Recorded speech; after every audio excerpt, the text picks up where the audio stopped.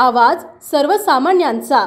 खडाव तालुक्यातील बोंबाळे गावच्या शिवारात आंब्याच्या बागेतील वाळलेल्या गवतानं आगीचं रौद्ररूप धारण केल्यानं या बागेतील 350 आंब्याची आणि 28 नारळाची झाडे ठिबक पाईप केबल होरपळून आणि जळून गेली आहेत। यामध्ये शिवाजी आऊबा रासकर आणि संदीप गुलाबराव रासकर या शेतकऱ्यांचं 4 लाखांचं नुकसान झालंय। बोंबाळे येथील शिवाजी आऊबा रासकर यांनी निवृत्त झाल्यानंतर 9 लाख रुपये खर्च करून 4 एकर खडकाळ माळरानात आंब्याची आणि नारळाची बाग फुलवली आहे। परंतु या बागेनं सायंकाळी 4:30 वाजता आगीचं रौद्ररूप धारण केलं। ही आग कोणालाही आटोक्यात आली नाही। रात्री तसेच पहाटेपर्यंत आग धुमसत होती। 350 आंब्याची झाडं, 28 नारळाची झाडं आगीच्या ज्वाळांनी होरपळून गेली।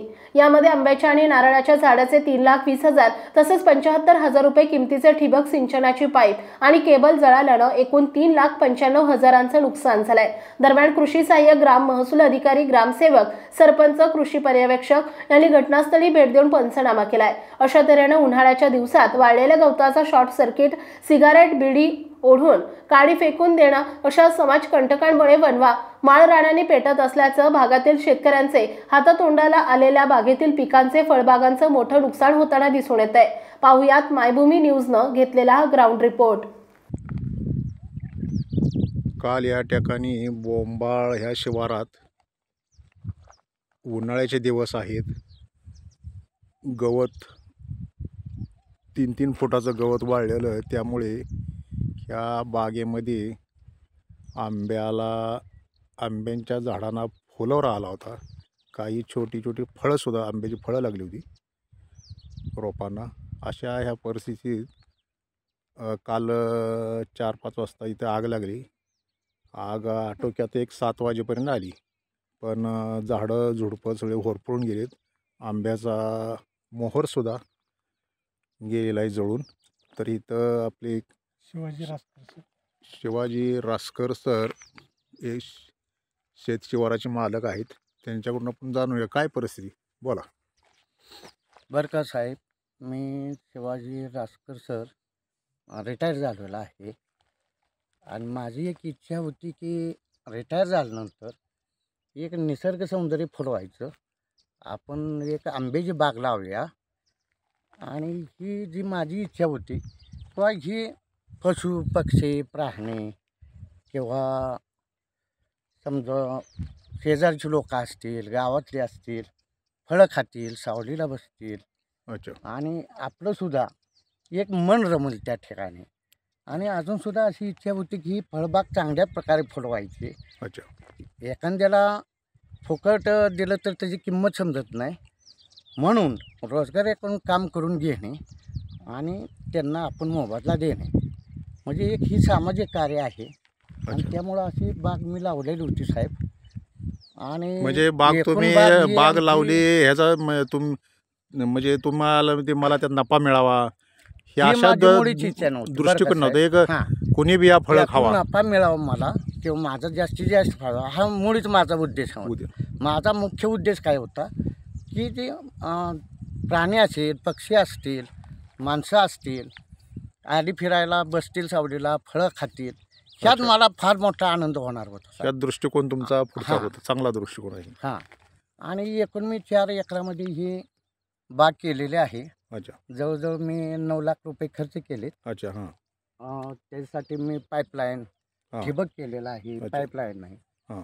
तसेच आधुनिक पद्धतीनं मी मोबाईल ऑटो बसवलेला आहे। मोबाईलवरून मी पाणी पाजायचो, ठिबक मोटर सुरू करून ठिबक सुरू करायचो। आणि ह्या उन्हाळ्याच्या दिवसामध्ये मी स्वतः यायचो। पाणी कमी आलं आहे आता सध्या, तरीसुद्धा मी एक 10-10 ओळींना 8 दिवस झाला आता मी पाणी पाजत होतो। गेल्या आठवड्यात मी संपूर्ण बाग छोट्या पाईपाने मी पाणी पाजलेलं होतं आणि नंतर आता ठिबकनं सुरुवात केली होती। अच्छा। आणि अशा पद्धती सुंदर अगदी हिरवीगार बाग, त्याला फळे आलेत, आंबे आलेत, मोहर आला होता। आंबे आता सध्यासुद्धा आहेत, परंतु एक आमच्या शेजारून एक केबल गेली शेतकऱ्यांची। तुमच्या शिवाराच्या शेजारून म्हणजे केबल गेलेली, केबल गेली शिवाराच्या उघड्यावर आहे। उघड्यावरून तिथं शॉर्ट सर्किट झालेला आहे असं एकंदरीत झालेलं आहे. क्या तुम्हाला वाटतंय झालेलं आहे? झालेलं आहे। माझी बाग बाजूला असल्यामुळे माझ्या बागेला पण थोडंसं हाय लागलेली आहे त्याची. अच्छा तुमचं नाव एक माझं नाव संदीप गुलाबराव रासकर, अच्छा मी सरांचा पुतण्याच आहे. अच्छा अच्छा अच्छा. तर ती माझ्याकडे पण आग आल्यामुळे माझ्या पाईपा 5 पाईपा जळलेलेत माझ्या तुमच्या जागेवर. म्हणजे नुकसान झालं ठिबकच्या. हा. आणि झाडं माझी जळालेत. अच्छा त्याचे पाहिजे तर फोटो काढून तुम्ही नेऊ शकता. ते म्हणजे शक्यतो जेणेकरून ती जॉईंट जी आहे ती पुरून घ्यावेत इथून पुढे तरी. म्हणजे इथून पुढे जेणेकरून- जे कोणाची काळजी हा, घ्यावी, जेणे कोणाचे असेल त्याने आपली अंडरग्राउंड हा. हे करून टाकावी हो. केबल. कारण अच्छा, ती जेणेकरून पुढे नुकसान कोणाचं होऊ समोर नये. दिसते ना सगळं आपल्याला. बरं तर सर, हे किती एकरात बाग आहे म्हणलं तुम्ही? सर ही साहेब एकूण 4 एकर आहे बरं, आणि 15 बाय 15 वरती झाड मी काय लावलेलं नुकसान आहे. किती झालं असेल तुम्हाला वाटते? नुकसान जवळजवळ माझं 90% 80-90% नुकसान झाले. 80-90%. तर आता या ठिकाणी कृषी अधिकारी, ग्रामसेवक आणि आपल्या तलाठी मॅडमसुद्धा इथं हजर झाले आहेत. या बागेमध्ये रासकर साहेबांची बाग जळाली आहे. तर आता इथून पुढे साहेब सांगतीलच बागेची कशी काळजी घ्यावी, शेतीची काळजी. गवत उगवतं, 3-3 फूट गवत उगवत असतं उन्हाळ्यात, आणि असे आगीचे भगाटे जिकडे तिकडे दिसून येतात बागामध्ये. तर काय सांगाल तुम्ही शेतकऱ्यांना, काय नमस्कार, काळजी? मी कदम डीजे कृषी परिषद बोडोज. मी आज इथं बोंबाळे या ठिकाणी रासकर सरांच्या बागेत आलो. त्यांच्या बागेची पूर्णपणे बघितलं तर निम्मी बाग ही म्हणजे जळून खाक झालेली आहे. अच्छा, तर त्यांनी ही सुरुवातीलाच ह्या बागेची अशी काळजी घ्यायला पाहिजे होती की बागेच्या पूर्णपणे चारही बाजूनी नांगराची 4-4 तासं घालून जाळ रेषा पद्धतीनं त्यांनी ती जाळून घ्यायला पाहिजे होती.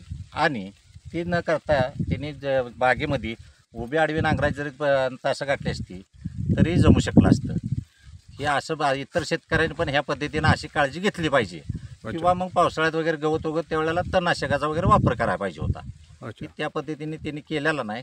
तरी ही ज्या झालेली चूक आहे, पण इतर शेतकऱ्यांनी तर ह्याचा ही घेऊन पुढे ह्या पद्धतीनं वापर केला पाहिजे. अच्छा, मग तुमच्या आता ह्या उन्हाळ्यामध्ये किती निदर्शन झालं की कुठे आग लागली असं झालं भागात? आत्ता माझ्या निदर्शनात आत्ता दुसरी ही वेळ आहे. 3ऱ्या ठिकाणी काहीतरी दाळमुडीत पण झालेलं आहे. दळमुळसं झालं. हां. बरं. परवा पण मला डांबेवाडी ठिकाणी तिथून फोन आला होता. ते असं असतं की शेतकऱ्यांनी शेजारच्या गव्हाचं काड पेटवत गेला हां हां. आणि ही वारा असल्यामुळे वाऱ्याची ह्यानं ती बांध पेटत जाऊन त्याची एक जणाची डाळिंबाची बाग एक लाईन पूर्ण जळून खाक झाली. अच्छा. तर तर काय शेतकऱ्यांनी भागातील तालुक्यातील तुमच्या म्हणजे तुमच्या देखरेखाली तुम्ही आता बघत असता काय काळजी घेतली पाहिजे शेतकऱ्यांनी? त्यांना आता मी सांगितले त्या पद्धतीनं पूर्ण जी बागेच्या बाजूनी जे गवत असेल त्याची पूर्णपणे सुरुवातीला उन्हाळ्याच्या कालावधीत त्यांनी ती काढणीच करून घेतली पाहिजे. किंवा मग लहान ती पलिदा वगैरे असते त्यांना ती पेटवून घेतलं पाहिजे. की समजा अचानक कुठं शॉर्ट सर्किट झालं किंवा एखाद्यानं पेटवलं तर ते झाडाचं आपलं त्यापासून संरक्षण व्हावं. त्यासाठी त्यांनी बाजूनी झाडाच्या बाजूनी सर्वसाधारण 5-5 मीटर तरी अंतरावर पूर्णपणे गवत नायनाट केला पाहिजे. आता ह्यांचे रासकर साहेबांचे बरंच नुकसान झालेलं आहे. त्यासाठी तुम्ही काय अनुदान त्यांना काय मिळावं 2 पैसे त्यासाठी काय प्रयत्न कराल? त्यासाठी आता आम्ही यांचा पंचनामा वगैरे ते करून आता देणार आहे. बरं. त्याची पुढची प्रोसेस असेल त्या पद्धतीनं आता पंचनामा झाल्यानंतर त्याचे व्हॅल्युएशन वगैरे करून देणार. त्यातनं पुढची प्रोसेस काय असेल ती वरिष्ठ होईल. ओके. आपल्या परिसरातील महत्त्वाच्या बातम्या पाहण्यासाठी मायभूमी न्यूज चॅनलला यूट्यूबवर सबस्क्राईब करा आणि बेल आयकॉन प्रेस करा.